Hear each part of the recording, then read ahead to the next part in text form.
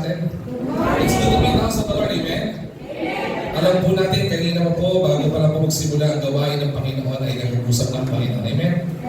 At pakibagi po katabi niyo po at sabi sa kanya na it's such a blessed Sunday. Maliban sa ito ay araw ng Panginoon, ito po ay araw ng pangusap ng Panginoon sa atin, amen? Alright? I really love the song na kinanta po ng ating praise and worship team kanina. Diba? Give me Jesus. Alright? Sabi ng Bible, what did it profit a man if he gains the whole world but loses his own soul?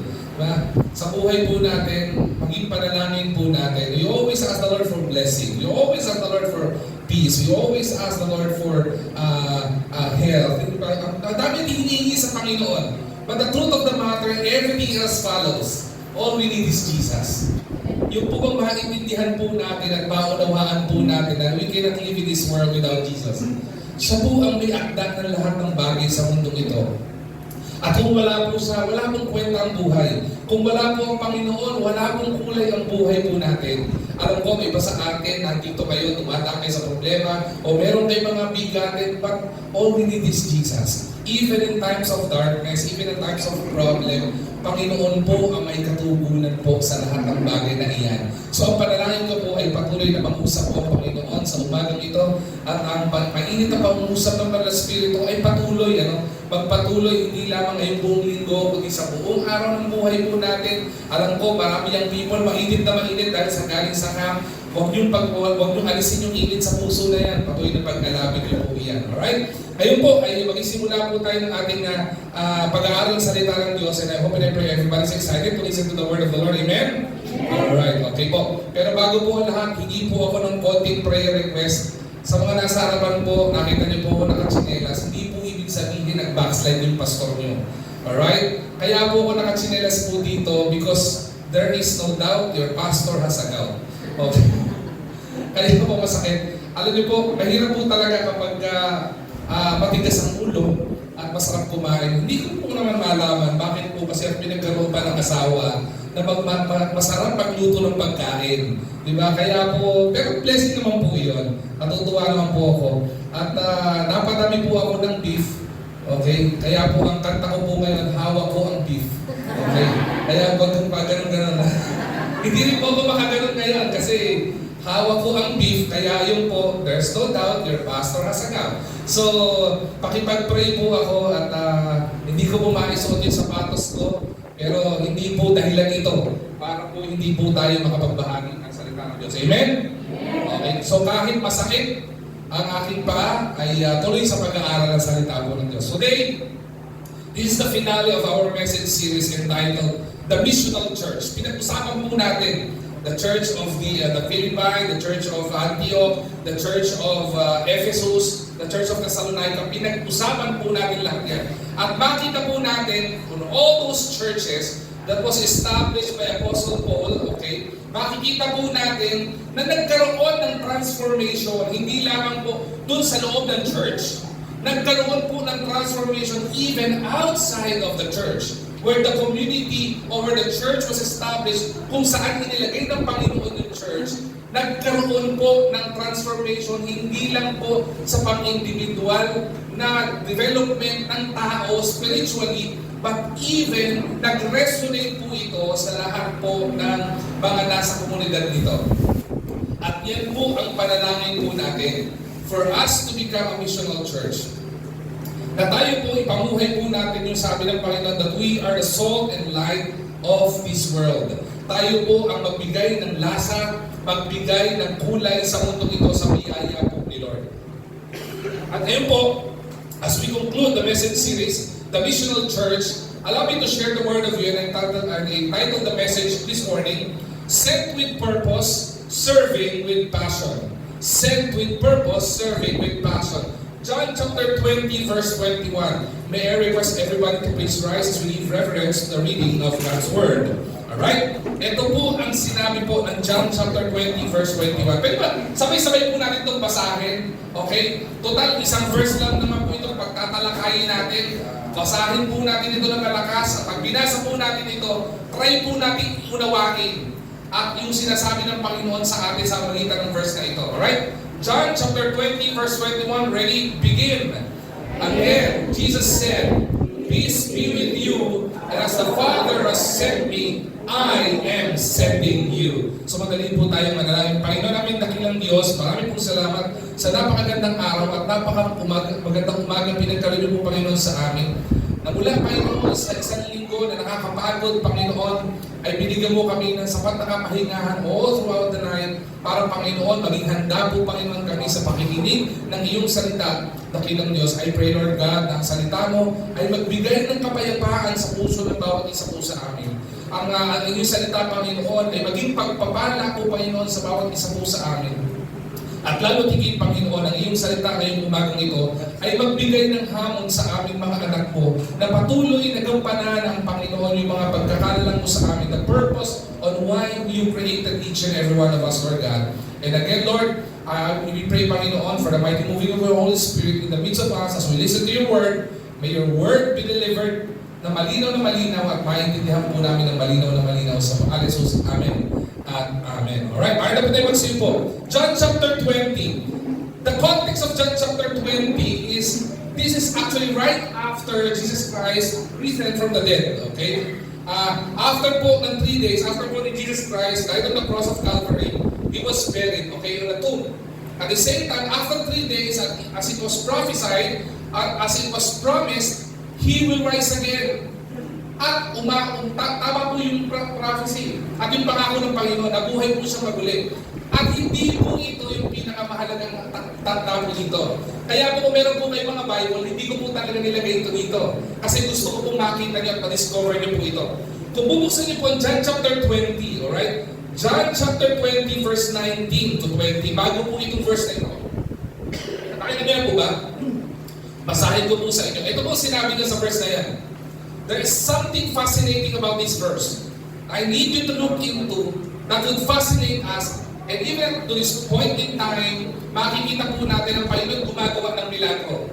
At makikita po natin sa lahat ng mga nagdududa sa kapangyarihan ng Panginoon, papatunayan ng Panginoon at pinapatunayan ng Panginoon na wala po tayong dahilan para magduda sa Panginoon. Amen? Tingnan niyo po ito.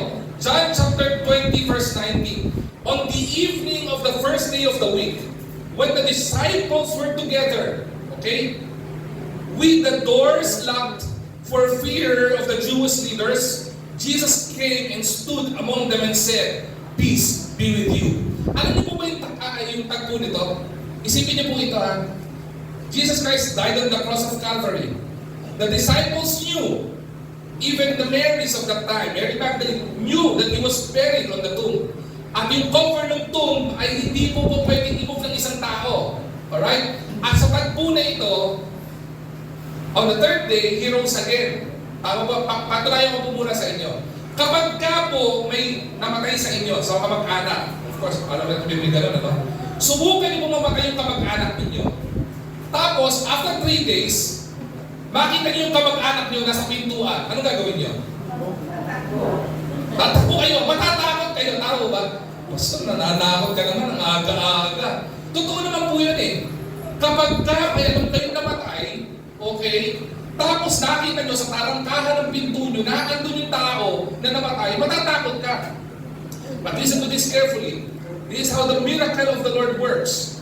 This is how the Lord proves that He is God Himself, even in this situation. At makita po natin, even them who is doubting that Jesus Christ is our Savior, pinatunayan niya, di ba? Sino po yung doubter dito? Di ba? Babae po ba yung doubter? Kasi doubter. Sino po yung doubter dito? Si Thomas, the doubter. Babae po ba siya? Kasi doubter, hindi po. Doubter, so nagdududa siya. Alright? Pinatunayan niya kay Thomas na hindi siya dapat magduda. Alright? Kaya po tayo mga mananampalataya, hindi po tayo dapat magduda sa Panginoon. Kasi kung makita po natin dito, nakasara ang pinto. Bakit po nakasara? Kasi natatakot din po sila sa mga Jewish leaders during this time. Kasi pinapatay nga po si Jesus Christ eh.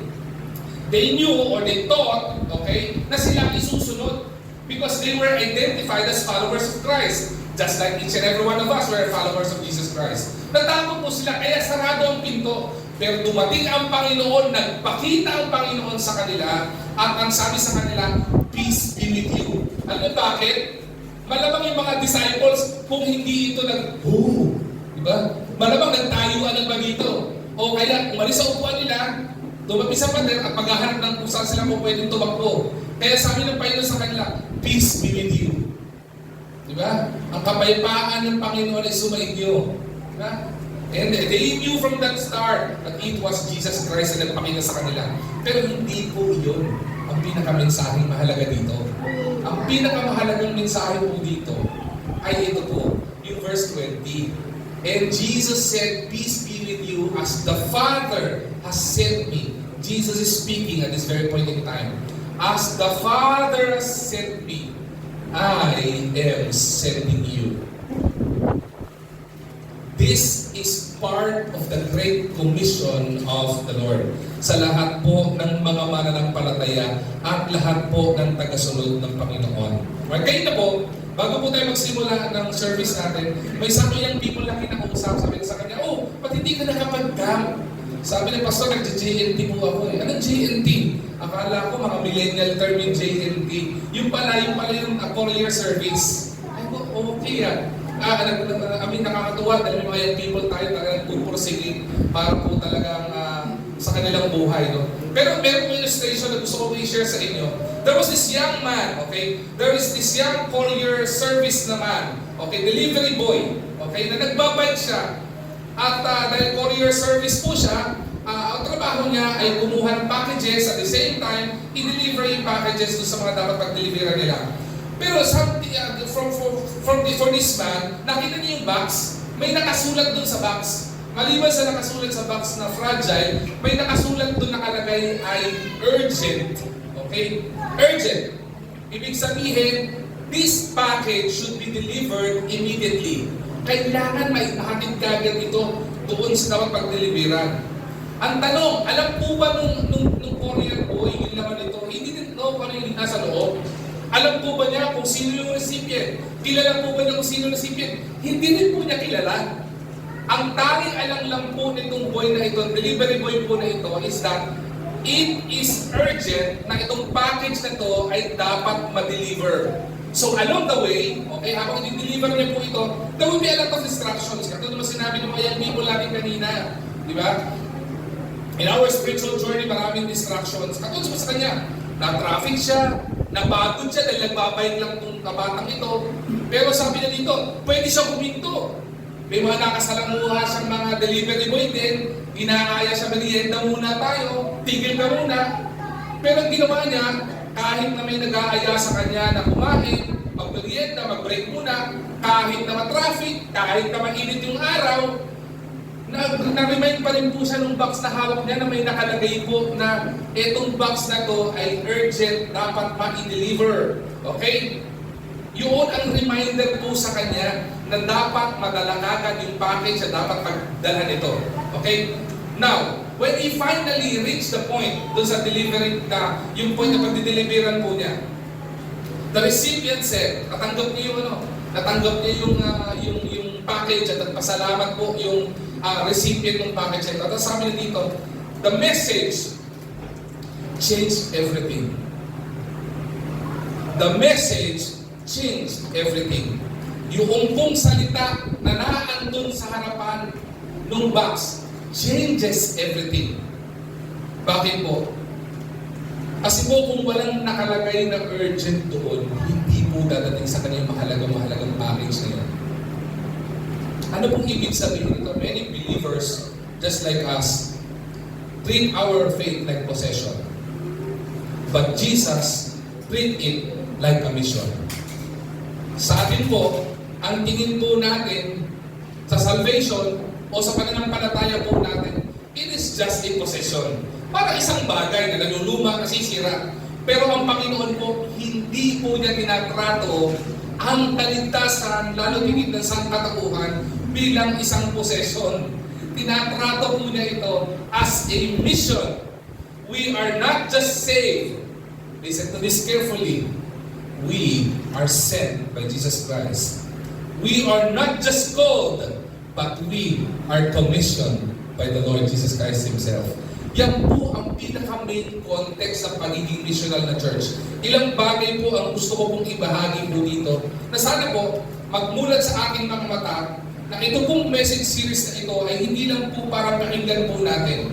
Hindi lang po para makaintindihan natin o humanga po tayo dun sa mga napakalalaking churches. The Church of Antioch, the Church of Ephesus, the Church of Thessalonica, the Church of the Philippi, na hinangaan po natin sila kung paano binago ng Panginoon. Tututuosin po, if you ask me, Pastor, from those churches, sino yung pinakakahanga-hanga sa'yo? Ang pinakakahanga-hanga po sa akin, alam niyo kung sino? Yung Church of Antioch. Though every church is kahanga-hanga, no? Pero tuwan-tuwa po ako doon sa Church of Antioch. Alam niyo po kung bakit? Kasi po isa pong magandang patunay po ito na kahit po patay yung lugar, di ba kaya buhay ng Panginoon? Ito patunay na ang Diyos ay bumubuhay ng patay. Alam niyo po kung bakit? The Church of Antioch was known to be the city of the dead. Di ba?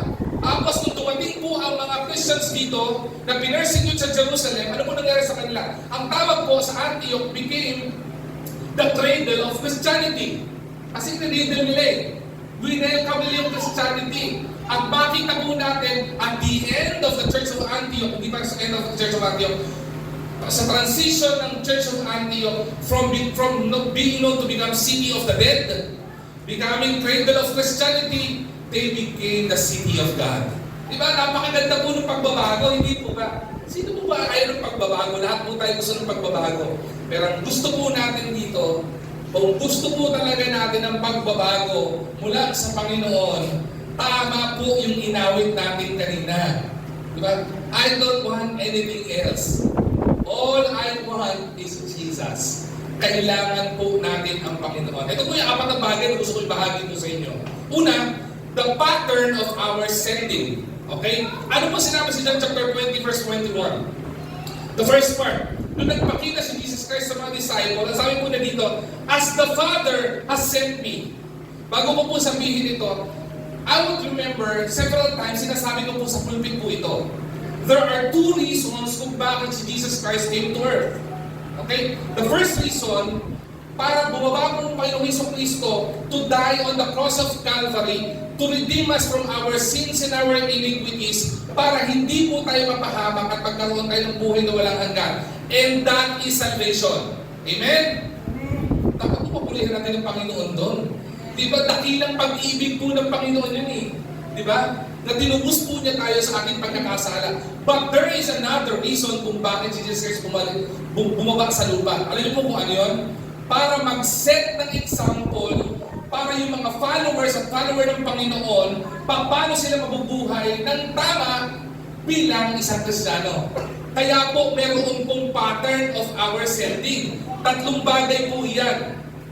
The first pattern would be, He was sent with purpose. Ano po ang sabi ng Luke chapter 19 verse 10? For the Son of Man came to seek and save that which was lost. Di ba yung sabi po ng Bible? Ang purpose ng Panginoon kung bakit siya bumaba sa lupa, the purpose of Jesus Christ when He came to earth is because para maligtas po ang lahat ng mga naliligaw. Kaya pasalamat po tayo. Kasi po yung mga young people na ito, kung hindi po nakatagpo ng Panginoon po ito, malamang maligaw po, makaluluwa po nito. Pasalamat po tayo sa Panginoon. Kaya po tayo naririto because more than 2,000 years ago, there was this man named Jesus Christ who saved us from our iniquity. Praise be to God. That is His purpose. He was sent with purpose. Sunod, He was sent with compassion. Matthew chapter 9 verse 36. When He saw the crowds, He had compassion on them because they were harassed and helpless like sheep without shepherd. Yung po ang second purpose ng Panginoon. Nakita po niya yung mga kaluluwa. Nakita po niya yung mga tao. At ang sabi sa mga tao, kahabag-habag yung mga tao. Kahabag-habag yung mga tao. Diba? They were harassed. They were helpless.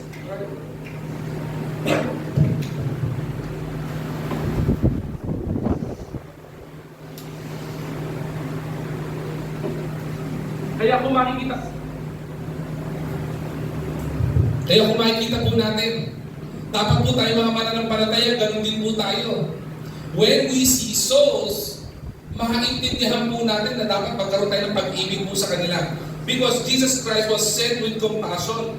Totoo, sa kapangyarihan po ng Panginoon, hindi po niya kailangan pumunta sa lupa, mamatay sa krus ng Kalbaryo para sa kasalanan natin. Alam niyo po ba yun? Bakit? Because He is all-powerful. Pwede naman niya sabihin, lahat kayo mga nandyan, maligtas kayo. Pwede po gawin ng Panginoon yun. But kaya ang dahilan bumaba siya sa lupa, di ba? Kailangan niyang pagdaanan yung pagdurusa mula sa sangkatauhan because of compassion. Because of mahal ka ng Panginoon. Mahal po tayo ng Panginoon. He was sent with compassion. Pangatlo, ito po yung pinakamahirap na pattern, pero nagawa po ng Panginoon. He was sent with obedience. Philippians chapter 2 verse 8, and being found in the appearance as man, He humbled Himself by becoming obedient to death, even death on the cross. Bakit? Sabi po sa inyo, yung po ang tanging daan, kailangan may matindi sa dugo sa krus ng Kalbaryo para magkaroon tayo ng kaligtasan. At tanging obedience ng Panginoon lang ang makakagawa po nun. Bakit? Malinaw po ba rin nakasulatan? There is no righteous, no not one. Wala po nakatagos kalulatian ng Panginoon. At wala po iba makakapagligtas. Kahit magandang gawa, hindi po makakapagligtas po sa akin yan. Dahil sabi ng Panginoon, I am the way, the truth, and the life. No man cometh unto the Father but by me. Sabi ni Jesus Christ. He is the only way. That's the reason why we are singing kanina, I need Jesus. Okay? He was sent with obedience. Ngayon, if this was the pattern, at ang sabi ko kanina po sa inyo, second reason why Jesus came to earth is paano po siya magiging huwaran o paano po niya pinakikita siya bilang isang example kung paano tayo mga mananampalataya mabubuhay. Kaya po ang sabi po niya sa John chapter 20 verse 21, as the Father has sent me, I am sending you. Pinapadala ko po kayo. Hindi po, kayo lang yun. Tayo po yun. Hindi po sinabi ng Panginoon, mga disciple, kayo lang ang pinapadala ko ha. Sinasabi ng Panginoon to all the followers of Jesus Christ na pinapadala po niya sa mundo lahat ng mga tagasunod po niya. Alright? At paano po gagawin yun? Maintindihan po natin yung purpose natin. Our purpose is that if Jesus Christ came to earth to seek and save that which was lost, yun din po dahilan natin at paraan po natin. Hindi po tayo dinala ng Panginoon para magligtas. Wala po tayong kakayanan para gawin yun. Tanging si Jesus Christ lang po nagliligtas. Okay? Pero ano pong purpose natin? The purpose we have is found in Matthew 28:19-20 to teach, to disciple, to share the gospel of Jesus Christ. Yung po sasabi ng Panginoon. If He was sent with purpose, God is, or Jesus Christ is sending us with a purpose as well of expanding and propagating the word of the Lord and the gospel of Jesus Christ all throughout the four corners of this world. Alright? Sumunod po. Compassion. Iba po sa atin, wala tayong makumpa-compassion. Diba? Wala tayong pag-ibig dun sa mga kalwa sa paligid natin. Kapag may mga nakikita po tayo, wala tayong pakialam kung kalwa lang pupunta sa impyerno o pupunta sa langit. Wala tayong kapag-ibig. Pero ang halimbawa po na pattern na pinakita ng Panginoon, yung pattern na meron siyang habag sa mga kalwa. Bakit? When Jesus Christ look from heaven to the earth, nakita po niya, ang dami kong mga nilalang na mapupunta sa impyerno. Kahabag-habag itong mga to. They were harassed, they were helpless. Nakita po niya tayong ganun. Nakalunos-lunos yung ating sitwasyon sa mundo. Kaya po ginawa niya because of love, because of compassion, bumaba siya sa lupa para iparana sa atin ang dakilang pag-ibig na maaaring hindi pa nararanasan ng iba sa atin. Sunod, He was sent with obedience. Diba? Maging obedient tayo sa Panginoon sa pagtawag ng Panginoon sa atin. Now, we are not inventing our mission. Ulitin ko po we are not inventing our mission. We are imitating Christ's mission. Kaya po nagbigay ang pattern ng Panginoon para hindi na po tayo mahirapan. Gumawa po ng Panginoon, nagbumawa sa lupa para po ang mangyari po sa atin, meron po tayong gagayahin. I would remember when I was a child, hindi po ako magaling mag-drawing. Pag-drawing niyo ako ng kabayo, ang may drawing ko, stick. Pag-drawing niyo ako ng kalabaw, bukong aso. Diba? Pero anong ginagawa ko? Nauso yung tinetrace. Nauso yung mga manipis na coupon bag. Tapos ilalagay mo dun sa may drawing, tapos ititrace mo gano'n. May pattern kang sinusundan. Ganun din po ang Panginoon. Para hindi po tayo mahirapan, nagbigay na po ng pattern si Lord. Paano po? Tatlong bagay. Sent with purpose, sent with compassion, sent with obedience. Again, we are not inventing our mission. We are imitating Christ's mission. Ulitin ko po sa inyo, para po yung kanilang illustration. Ano po yung mission ng courier? Mag-deliver. Yun po ang mission po natin. Pero problema po sa atin, alam po natin na dapat nag-deliver tayo ng salita ng Diyos. Pero nakakalimutan po natin tingnan yung box na may nakalagay po doon, urgent. Di ba? May nakalagay po doon sa box, when we share the gospel of Jesus Christ, dapat po merong sense of urgency. Kailangan ito ng mga tao na dapat makarinig nito. Kailangan ito ng mga recipient na mga dapat makarinig nito. Bakit? Because redeeming the time for the days are evil. Hindi natin alam kung hanggang kailan ang buhay nila. Walang nakakaalam kung hanggang kailan ang buhay natin. Maaari ngayon malakas ka, bukas patay ka na. Eh kung wala ka pang Kristo sa puso mo, ano mangyari sa'yo? Kaya mayroong sense of urgency. Alright? Now, the question here is this. Am I living, okay, like one sent by Jesus or just one saved by Him? Nabubuhay po ba tayo doon po sa tawag sa atin ng Panginoon na pinadala ng Panginoon o tayo ay nabubuhay lang na niligtas ng Panginoon? Those are two different things. Yung nabubuhay ka bilang ligtas ka, wala kang sense of urgency. Kasi feeling mo safe ka na, okay na ako. Di ba? But such a selfish attitude. Di ba? As a Christian, we are to share the gospel of Jesus Christ. That is becoming a missional church. Kaya po, yung mga camper natin kanina, ina-appreciate po nila yung mga nag-sponsor sa kanila. Believe me, ako po bilang pastor, sabi ko po, ang pinangahawakan po dyan na prinsipyo is nothing is personal because it was taught to me by my pastor. Diba? Kaya sabi ko sa kanila, mag-praise kayo ng fan. Kung talagang gusto nyo mag-camp, mag-praise kayo. Hindi mo pwede umaasa lang kayo sa mga sponsors. Iba sa kanila, tinda ng ice candy, di ba? Lahat nagtinda. O may ginawa silang paraan. Pero ayun po, kahanga-hanga. Because the church became a missional church. Nakita po nila yung effort ng mga young people. Nakita po nila yung mga desire ng mga young people. At nakita din po ng karamihan ng members po natin, the urgency na itong mga young people na ito, kailangan marinig ang salita po ng Diyos. What is 1,200 for a soul to be saved? Di ba? Magkano na isang airfare na Cebu Pacific papuntang saan ba gusto niyo pumunta? Laguna. May flight ba? Sabihin natin Mindanao. Magkano na ang flight papuntang Mindanao? Mahina 8,000, 6,000. Sa mahal pa ng gasolina ngayon. Hindi po ba? Pero yung 1,000 nyo, isipin niyo po, naging daan po yan para itong mga tao ito, makita nila ang daan paputungo sa Panginoon. Di ba? Kaya po, yung kayo naman ang na-investan, cherish yun mga anak. Huwag kayong maganda ng Church of Antioch, yung Antioquin. Pagdating sa church, tulog-tulog kayo, di ba? Huwag kayo Antioquin sa gawain, di ba? Kaya yung mga taga-Antioch, kasi-kasi, amen? Ayan. Tsaka naliligo. May nabalitaan ako 4 na araw sa camp, hindi naligo Buti na lang nagburakay. Bakit? Napuwersa siyang maligo. Kasi kung hindi, makakakita kayo dito ng parang statwa. Kasi yung putik titigas yun, di ba? Bakit na dito? Pastor, akala ko wala tayong Diyos-Diyosan. Bakit merong putik dito? Ay, hindi po. Nakalimutan po niyang maligo. Kilala niyo kasi niya. Nakalimutan po yan. Okay? Next po. Sunod. The power, okay, of our sending.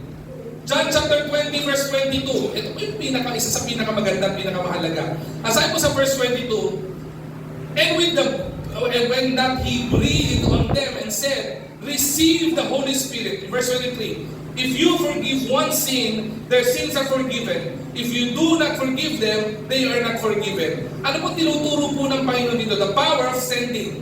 Okay? The power of the Holy Spirit. Right after sending the disciples towards their mission in imitating the mission of Christ, ano pong ginawa ng Panginoon? Iniwanan po ba sila? Hindi po. Jesus empowered them. Paano po sila in-empower? Una, nagbigay ng pattern. Diba? The pattern of ano po? He was sent with a purpose. He was sent with compassion. He was sent with obedience. Nagbigay ng pattern. Hindi lamang po iyon. Ang ginawa ng Panginoon, when Jesus Christ ascended to heaven, iniwanan po niya yung banal na Espiritu. Yung po ang nasa lupa na namumuusap sa atin. Kaya po may mga pagkakataon na pag nakikinig kayo ng salita ng Diyos, nananalangin po tayo, o tayo po ay nakikinig ng devotion, nag-devotion tayo, yung parang nakakarinig tayo ng small, still voice in our ears. Okay? Yung po bang nakakaramdam tayo ng pag-iingat, nakakaramdam tayo ng gabay, nakakaramdam tayo ng pangungusap, na kapag nakakarinig ng salita po ng Diyos, may mga pagkakataon na nangungusap sa inyo at naiiyak kayo, hindi dahil sa emotionally high po kayo. Dahil po yun, nangungusap ang banal na Espiritu sa inyo. Alright? The power of the Holy Spirit was upon the disciples. Kaya po, Panginoon, hindi po siya nagde-delegate ng iniiwanan po niya. Sa mga leaders po dito, minsan ginagawa natin, when we delegate, bahala ka na sa buhay mo. Didelegate ko na sa'yo. Tapos pag hindi niya nagawa, pagagalitan mo. Diba? Ang Panginoon hindi po ganon. Nung dinelegate po niya yung mga disciples, as sinabi niya, go and share the gospel, hindi po niya iniwan. Naglagay po siya ng banal na Espiritu, naandito pa rin po siya. The Holy Spirit is with us. Kaya po nasabi sa Matthew 28:19-20, the last part, and lo, I will be with you always, even unto the end of time. Diba? Bakit po? Naandito po yung banal na Espiritu, nangungusap po sa bawat isa. Ano pong kahalagahan po niyan? Bakit po? Doing mission without the power of the Holy Spirit, ano yung nangyayari po dyan? It would lead to burnout. Kaya po marami mga mananampalataya pagod sa salita ng Diyos. Marami po mga mananampalataya natitison. Marami po mga mananampalataya pinanghihinaan. Marami po mga mananampalataya hindi na ginagampanan yung dapat natin gampanan. Alam niyo po kung bakit? Wala po kasing power ng Holy Spirit. Hindi po ba? Nakakanya ng Holy Spirit, nangungusap, pero hindi mo i-entertain. Kaya nangyari sa inyo, pag may problema ka, nagbubukbuk ka sa santabi. Pag may problema ka, nagbababad ka sa depression. Kapag may mga pangangailangan ka, nagbababad ka sa anxiety. Listen to this carefully mga kapatid ko sa pananampalataya. Kapag po may power ng Holy Spirit sa bawat isa po sa atin, hindi po kayo mabiburn out. Kahit mahirap sa gawain ng Panginoon, kahit may pagsubok ang pinagdadaanan, kahit na may mga pagkakataon, tatanungin mo ang Panginoon, Panginoon, bakit nangyayari sa akin to? Hindi pa rin ikaw magkakaroon ng dahilan para tumalikod sa Panginoon at ma-burn out. Bakit? Kasi alam mo, kasama mong banal Espiritu. But mission with the Spirit, alam niyo kung pinoproduce po nito? It produces boldness. Kaya po yung mga mananampalataya na bold, walang takot sa pag-share ng salita ng Diyos. Alam niyo po kung bakit sila bold? Bakit sila matapang sa paghahayag ng salita po ng Diyos? Bakit po sila nag-share ng gospel tracts? Bakit sila nag-i-invite para makilala ang Panginoon sa Kristo? Alam mo bakit sa may boldness? Kasi alam nila, kahit na i-reject sila, kasama naman nila ang Panginoon. Yung kapag kumakato ka sa bahay, magandang umaga po, o magandang hapon po, mamimigay po kami ng gospel tracts, taga-IBC Manila po kami dyan. Di ba? Hindi po natatakot, may boldness para magbigay ng salita ng Diyos o mag-share ng gospel. Kahit na mag-evangelism din sa kalye, kayang gawin, hindi nahihiya, hindi natatakot. Alam niyo bakit? Kasi alam niya, sa kakayanan ng Panginoon, kaya niya nagagawa yun. Acts chapter 1 verse 8, but you will receive power when the Holy Spirit comes upon you, and you will be my witnesses in Jerusalem, in all Judea and Samaria, and to the outermost part of the world. Yung po yung impact ng Panginoon eh. Yung po yung impact ng Banal Espiritu sa buhay po natin eh. Hindi lang po siya pang personal. Pang-spiritual pa po ito. Di ba? Kaya po titinan po natin even in Zechariah chapter 4 verse 6, He said to me, this is the word of the Lord to Zerubbabel, not by might nor by power, but by the Spirit, says the Lord. May magagampanan ako sa buhay na ito. Kung sa sarili ko lang kakayanan, hindi ko magagampanan ito.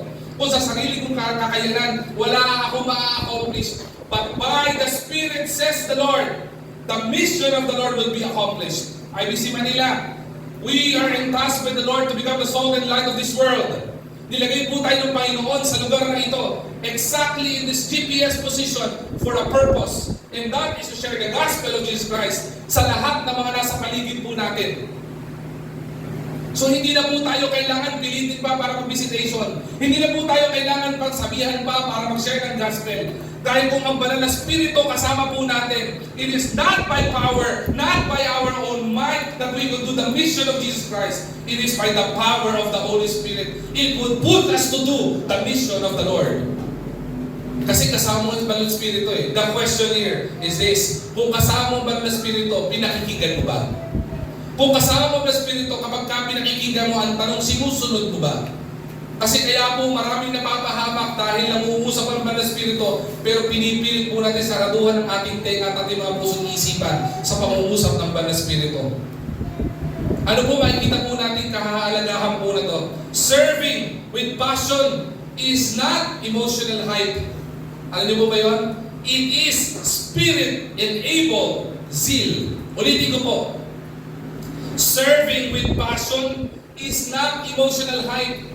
Hindi po ito emotionally high ka, para mayang people. Hindi, mayang people na yan. Emotionally high sila. Ikaw man nababag ka sa camp ng 4 na araw eh. Di ba? Morning devotion, di ba? May challenge hour ng tanghali, may challenge hour ng gabi. Tapos may mga devotion pa o Bible study in the middle, babadal. Emotionally high lang yan.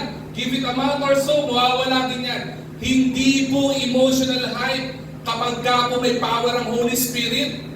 Ang ginagawa, ang resulta po nito, it is a spirit-led zeal. Ano po yung zeal? Enthusiasm.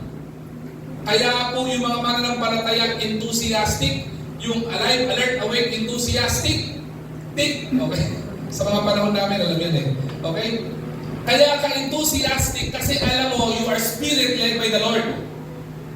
Kapag ka ang isang mananampalataya, totoo, kahit hindi po tayo, hindi ko kailangan manghula, malalaman po natin dito kung sino spirit-led ng Panginoon.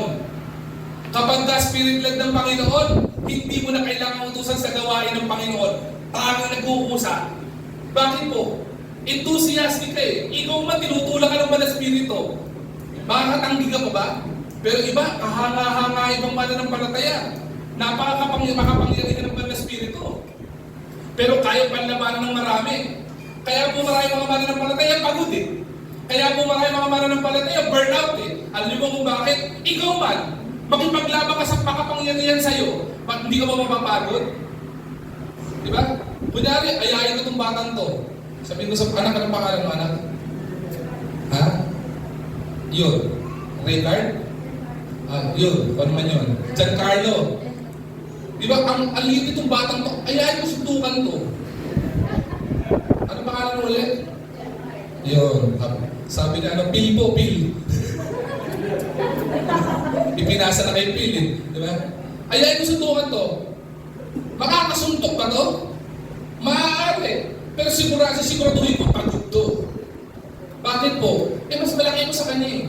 Kaya po marami mananampalataya pagod. Marami mananampalataya burnout. Marami manggagawa ng Panginoon burnout. Marami mga pastor burnout. Alam mo bakit? Nakikipag-rebel ka against the Holy Spirit eh. Kung ayaw mong mapagod, sumunod ka sa Panginoon. Diba? Kung ayaw mo manghina sa pananampalataya, sumunod ka sa Panginoon. Diba? Yung po dapat maintindihan natin. Okay? Depend daily on the Holy Spirit, not just on our own ability. Tandaan po natin sa Panginoon, hindi po mahalaga ang ability. What matters with the Lord is not our ability. It is always our availability. Marami pong may ability. Ang dami magaling kumanta, ang dami magaling tumugtog, ang dami magaling sa arts, ang dami magaling magsalita. Marami po yan. 2-5 sa mundo yan. Iba dyan, may master pa, may doctorate pa. Marami po yan. Pero sa Panginoon, hindi po mahalaga yun.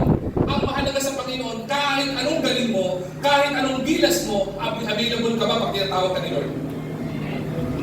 Kasi Kasi kahit anong galing mo, kahit ipagmalaki mo pa, ako may ganito akong credential, kahit ano ba ang credential mo, na ipagmamalaki, ipagmamayabang po natin sa Panginoon, wala po tayong pagmamalaki sa Panginoon. Alam nyo bakit? Lahat po yan galing sa Kanya.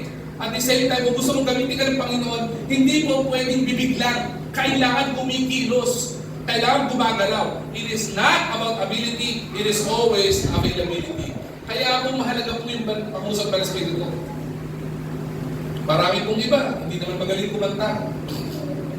Iba nga po, ayaw natin pakantahin eh. Pero maraming pagkakataon dahil yung kanilang availability na andun at nangusap ang Espiritu sa kanila, ang binago, hindi yung boses niya. Ano yung binago ng Panginoon? Yung tenga, ano mga nakikinig. Na-experience nyo po ba yun? May pag pinakanta niyo isang tao, yung parang binibiyak ng yero yung kanyang boses. Di ba? Yung pagkabin para pag umanta siyang gano'n, biglang kumukulimlim, nagdidilim ang isang kapaligiran, di ba? Kumukulo, kumikidlat, nagkakaroon ng intensity 6 to 7 magnitude na earthquake. Ganun kalala yung boses niya. Di ba? Kinikilabutan ka sa takot, tumatayo pa lang siya, dahil alam mo wala siya sa tono. Pero, pagka-spirited ng tao niyan, kahit anong sama ng boses niyan, pagka nangusap pa ng Espiritu, hindi babaguhin ng Panginoon yung boses niya lang, babaguhin niya kahit yung mga nakikinig. Sabi ng iba, opo, pastor, naiiyak po kami pag kumakanta siya.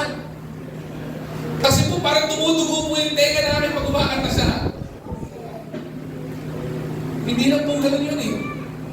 Kaya pala yung pagkakataon, dahil po mga testimony even young people, magugulat po kayo eh. Diba? Dating ganitong buhay, binago ng Panginoon, diba? Kala ko, nagpikanta pa nga dati, dating bading, naging badong, binago ng Panginoon. Dating bading, naging badong, binago. Sinakanta ko patuloy. Oh wait, no offense sa mga mga nasa LGBT ah. Ako naniniwala po ako, mahal po nila, ang kailangan po nilang Panginoon sa buhay po nila. And we Christians, we need not to condemn them. Bakit sabi ng Bible, the Lord Jesus Christ came to earth not to condemn the world. Di ba? But to share salvation to the world. Bakit may mapasok dito na gano'n? Welcome nyo. Welcome po natin. Kaluluwa na nakakailangan sa Panginoon.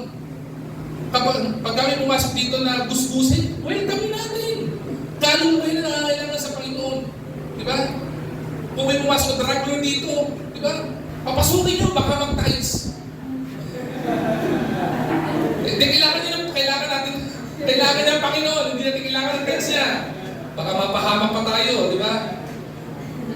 Pag may pumasok ng politician dito, di ba? Susulong tayo. We don't do political now, okay? The power of sending, alright? Pangatlo po, bago tayo malito ng landas. Okay? The practice of our serving. John chapter 20 verse 21. I am sending you. Alright? Pinapadala po tayo ng Panginoon. Send is not theoretical. Okay? It is practical and personal where we are sent by the Lord. Iba po sa atin kasi yung sending, ang tingin po natin dito, theoretical eh. Prinit si pastor, dapat pa-take notes to yan. No. Kapag ka po sinabi ng Panginoon yung word na sent, hindi po yan theoretical. The word sent is actually a verb. It is an action word. Ibig sabihin, kailangan may gawin. Kailangan i-apply. Kailangan isabuhay. So if we are sent by the Lord, we need to go out as being sent by the Lord. Saan po tayo ipapadala? Diba, sabi po dito, we are to be witnesses in Jerusalem, Samaria, to the outermost part of the world. Hindi po ito sinabi ng Panginoon na humayo tayo sa buong mundo kagad. Kaya nga sabi po ng Panginoon, dun ka muna sa lugar mo eh. Deuteronomy chapter 6, verse 6 to 7. These commandments that I give you today are to be on your hearts. Impress them in your children. Talk about them when you sit at home and when you walk along the road, when you lie down and when you get up. Simulan mo sa pamilya mo. Turuan mo ang pamilya po natin na umibig sa Panginoon. Tayong mga magulang, di ba sabi ng Proverbs, train up a child in the way they should go, from when they are old, they will not depart from it. Ang unang mission field po natin ay pamilya po natin. Kasi anong ganda na nakapag-share ka na ng gospel sa lahat ng tao sa labas, pero ang pamilya mo hindi pa nakakilala sa Panginoon. Hindi mo pa napapangaralan o nababahagian man lang. Selfish pa rin po yung attitude na yon. Kung totoong mahal natin ang magulang natin o ang mga kapatid natin o ang kapamilya natin, tingnan natin yung box, nakalagay po doon, urgent.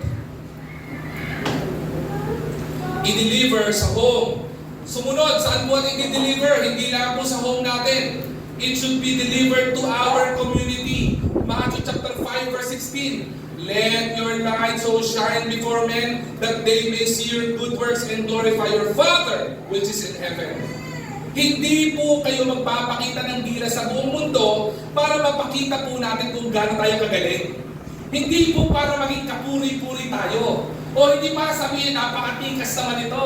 O napakagaling naman itong church na ito. Hindi po ganon. Sabi ng Bible, let your light so shine before men, maging mabuti ka, maging maayos ka, mag-excel ka, whether sa eskwelahan, whether sa trabaho, o kahit saan man, mag-excel ka. Hindi para sa sarili mong kapakanan, kung hindi sa kapakanan ng Panginoon na mag-glorify ang kanyang pangalan. Practice yung serving sa community. Diba? Ipakita mo sa kanila si Lord. Introduce Jesus Christ to them. Diba? Ganito kabuti ang Panginoon.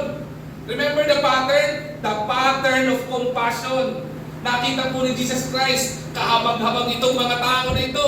Kaya kailangan ng pag-ibig. Kahabag-habag din po sila, katulad din po natin.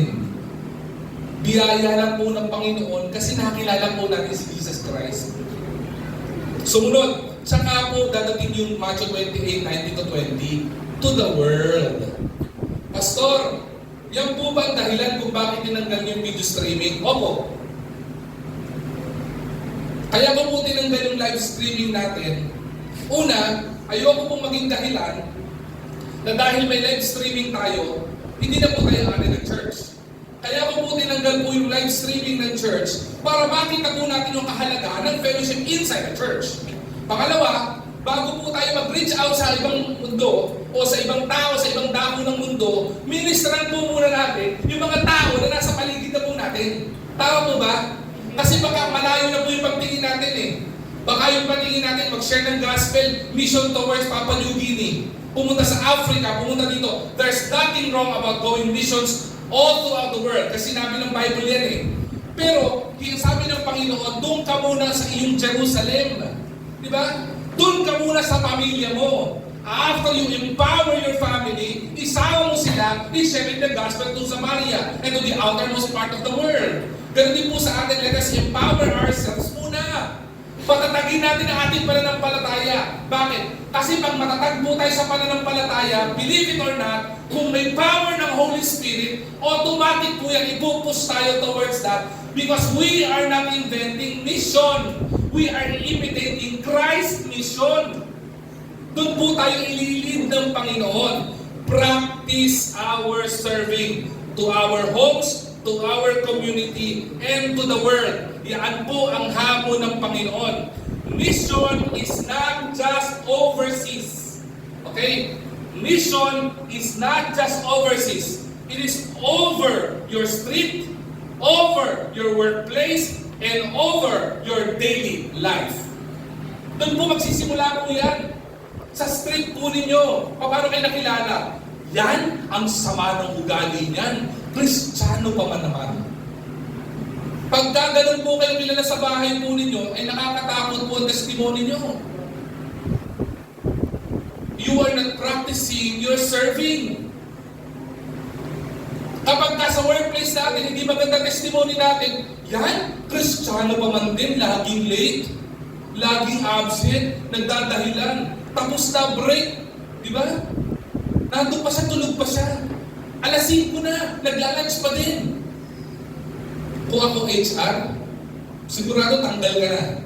Di ba?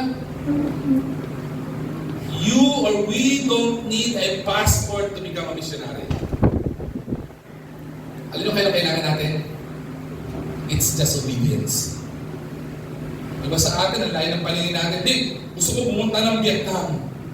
Bakit? Doon ako mag-mission. Wala akong problema kung talagang tinawagan ng Panginoon. Supportahan pa kita eh. Bigyan kitang one-way ticket. One-way ticket. Oh, matatanda rin talaga yung natatawa si Tita, mga panahon ni Tita just like, one-way ticket to the blue.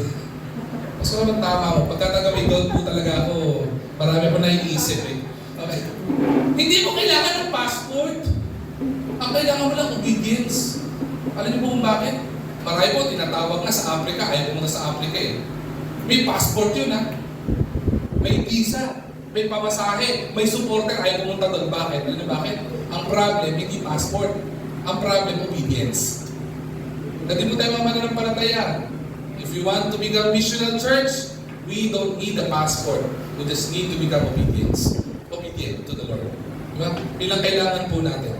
At panghuli, yan, tapos na po ako dito. The passion of our service. John chapter 20 verse 21. I am sending you. God doesn't just call us to serve. He calls us to serve with passion. Hindi kasi sinabi ng Panginoon mag-serve ka. Ang gusto ng Panginoon, mag-serve ka na may pagmamahal. Pastor, ang ginagawa ko lang po sa church pagwalis. Kung magwawalis ka sa church, gawin mo yung may pagmamahal. Diba? Amen. Diba? Kung kakanta ka, huwag ka lang kumanta. Gawin mo yan ng may pagmamahal. Kung tatambol ka, diba? Tumambol ka na may pagmamahal. Kung titiklado ka ng keyboard o ng kahit ng instrumento dito, gawin mo yung pagmamahal. Kung mag-preach ka ng salita ng Diyos, gawin mo yung may pagmamahal. Kung ikaw mag-Bible study ka, gawin mo yung may pagmamahal sa Panginoon. Passion of our service. Bakit po natin kailangan gawin to? May kahalagahan po ito. Because the passion of our service reflects ilang bagay. Okay? Una, the passion reflects love of Christ. Yung compassion natin sa gawain ng Panginoon, at pag-share ng gospel, nakikita po dito, it becomes a mirror of who Jesus Christ is.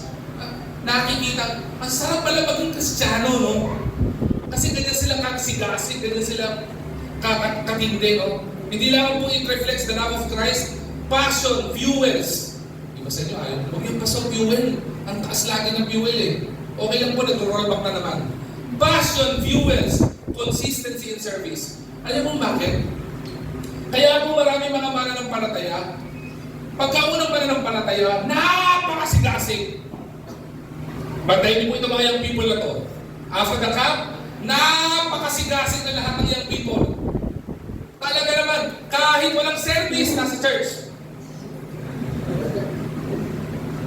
Pero pasin ninyo, give it ilang months, biglang nagdadayda. Ano bakit? Nawawala yung consistency. Bakit? Kasi walang passion sa service. Kapag ka may pag-ibig ka sa Panginoon, magiging consistent ka. Pastor, kaya naman po ako nagiging consistent. Alam niyo po kung bakit? Natitisod po ako kay ganito. Ganito po ako binati. Di ba? Hindi ako binati ng pastor. Hindi ako pwedeng hindi ka nabati ng pastor kasi may gout. Hindi naman ako suplado eh. Kahit nga may gout ako, babatiin kita eh. Di ba? Kung pwede na makipag-shakean sa iyo, pati pa ako. Gagawin ko eh. Natitisod kayo, alam niyo kung bakit? Kaya nawawala ng consistency kasi po, wala pong passion doon sa service. Kaya minsan hindi ka consistent sa pag-attend ng church. Bakit? Kasi wala kang passion eh. Kasi kung passionate ka, walang kahit anong dahilan sa'yo sa paglilingkod ng Panginoon. Pastor, masyado ka dyan better. I'm not judging you. I'm just encouraging you to be passionate sa Panginoon. But believe it or not, if you are passionate, walang magiging dahilan para hindi ka lumapit sa Panginoon. Kahit nga may sakit eh, pumupunta sa church eh, bakit? Alam niyo bakit? Passionate eh. Ikaw naaawat eh, Nay, huwag na po kayo pumunta. Papadala ko kayo ng recorded na video, mag-serve kayo sa Panginoon, panood kayo doon. Hindi ba sa gusto ko pa rin po dyan? Alam niyo bakit? Passionate eh. May mga member po natin sa mga Panginoon na, ahanga-hanga po mga testimony. Alam mong may sakit, pero nasa church. Alam mong may sakit, lalapit sa iyo. Di ba? Pastor, Ang ministry ko lang po, kumanta, pwede po ba ako kumanta? Kakanta eh. Di ba kahanga-hanga po yun? Alam niyo bakit? Passionate eh. Kailangan po ng Panginoon ng mga passionate na mga anak niya. Na hindi po magpapahinda sa sitwasyon. Bakit? Passion fuels consistency in service. Passion influences others towards Christ. Yung pinakamaganda. Yung passion natin, nakakahawa. Contagious. Yung nakaka-influence. Ang tanong, pagka tinabihan po kayo ng kaibigan niyo, anong influensya kayo? Are you a good or a bad influence? Kasi ang pinakamaganda yung pag tinabihan mo yung kaibigan mo, anong meron ka? Gusto ko nung meron ka. Yun ang magandang influence. Bakit? Listen to this carefully. If fire of faith, ay hindi kayo maigi dito ha. If fire of faith is fading, ang gawin po ninyo, you go back to the source of that fire. And that is none other than the love of Jesus Christ. Naglalaho na ba yung init mo sa Panginoon? Pinangihinaan ka ba? Hilig ko po manood ng mga, ang tawag ko, ng mga video ng mga nagluluto. Kaya nga po nagtagak. Kasi pag nagutom ako, o-order na lang ako, pa-deliver na lang ako. Kaya ayoko na manood ng mga vlog na nagluluto eh. Sabi ng isang vlogger na chef, the reason for a fire to continue on flaming is not only about the coal. It is about the oxygen. Meron po may concept yan. Ito gusto ko po ito eh. Gusto kong bilhin ito personally. Ang mahal lang eh. Gusto ko po yung slow cooker na smoke. Yung smoker, tatlong smoker. Okay? Yung smoker po is para siyang isang galon na saradong-sarado. Tapos may thermometer siya kung ilang ano siya. Tapos mabagal, usok lang yung ilalagay alalabas doon. Alright? Tapos po, slowly iluluto niyo yung karne. For, depende kung anong karne yan. Minsan umaabot pa ng 24 hours. Pero after 24 hours of cooking, ang mangyayari po dyan, napakalambot nung karne. Slow cooking yun. Now, may mga nagbabantay po dyan yung nag-iiham, nag-grill. Ang ginagawa po dyan, sisilipin niya from time to time yung source of fire. Sisilipin niya. Pag nakita niya nag-fade na yun, may bubuksan siyang vent sa gilid. Bakit yung binubuksan yung vent? Para pumasok yung hangin. Pumasok yung oxygen. Kasi pag may hangin, ang mangyari, lalagablab uli yun. Tapos pag lumagablab na uli yun, isasara uli yun para hindi apoy ang manatili doon, kundi usok lang ang pagpaluto ng karne. Ganun tayo mga mananampalataya. Diba? Kapag ka pinanghihinaan ka na, diba? You vent out sa Panginoon. Ask the source of the power, and that is none other than Jesus Christ Himself. Huwag kang lalapit sa tubig. Manununod ka dyan. Kung ang telepono nyo nalolobat, anong gagawin nyo? Charge! Diba? Kapag ayaw nyo malobat, bumibili kayo ng power bank. Kung gusto nyo sustainable pa at clean energy, bumibili kayo ng solar. Bumibili kayo ng solar system. Nandiyan na universe. Solar power. Anong pinapoint out po natin dito? Kung gusto mo, hindi mo mabain pananampalataya mo, lagi ka dapat connected kay Lord. Kung ayaw mong pinanghihinaan ka ng pananampalataya mo, lagi mo i-connect ang sarili mo sa power source, and that is none other than Jesus Christ Himself. Pastor, I shared the gospel several times I've been rejected. Ayoko na, Pastor. Pagka sinasabi mo ayaw mo na, gawin mo, isaksak mo yung sarili mo sa Panginoon. Lord, empower me po ulit. Lord, I need the power of the Holy Spirit sa buhay ko po. Bakit? We cannot serve with passion if we are disconnected to our Savior. Hindi tayo makapaglingkod compassionately sa Panginoon kapag disconnected tayo sa Panginoon. And let me end with this. We are not just recipients of God's grace. We are messengers of Him. Sent with purpose, fueled by passion, And for what purpose? To make Christ known. Yun ang sole purpose on why we are created by the Lord. To become a missional church. To become a missional individual. To do the mission the Lord has commissioned us to do. Diba? Hindi po tayo taga-tanggap lang. Lord, gusto ko ng blessing. Lord, gusto ko ng ganito. Lord, gusto ko maayos ito. Hindi lang po tayo recipients of God's grace. We are messengers of God's grace.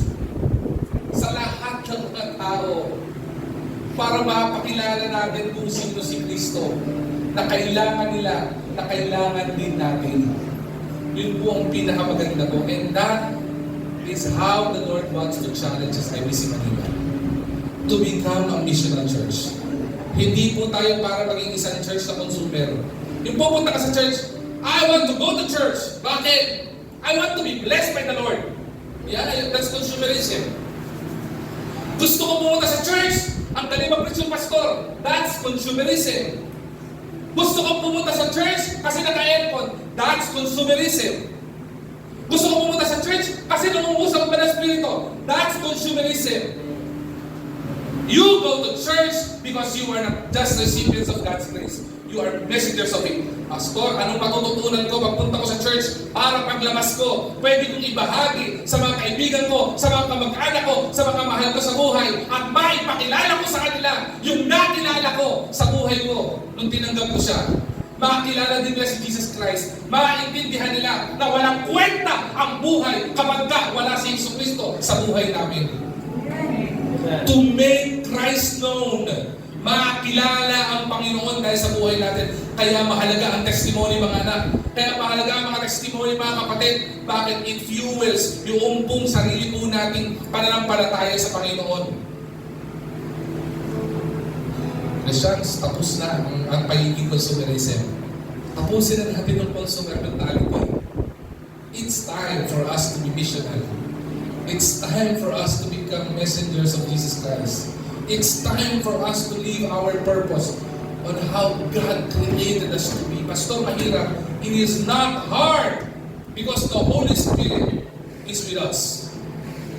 It wouldn't be hard because even the Lord Himself created the pattern kung paano tayo mabubuhay bilang isang missional na church. IBC Manila. We are to live with our name, not just International Bible Church of Manila, but we are to be intentional in sharing the gospel. We are to be intentional in making disciples. We are to be bridge builders. Kailangan i-bridge natin yung mga tao, hindi sa church, kung hindi sa Panginoon. Bakit? Kasi ang isang tao na may pag-ibig sa Panginoon, sigurado, pupunta sa church. And we are to be contagious. Kailangan maging influential tayo. Hindi tayo para maging masamang influensya. Mga kung sino pa yung mga Kristiyano na turingan, siya pa yung masamang influensya. Dapat po tayo mga mananampalataya, maging contagious tayo in influencing people, going closer and closer to the Lord, our Master. I hope and I pray, and as we conclude this message this morning, maging hamon sa atin ito. We are sent with purpose and we are to serve with passion. IBC Manila, ready na ba tayo mag-serve? Are we passionate about sharing the gospel? Are we passionate to become a missional church? Tumayo po tayo.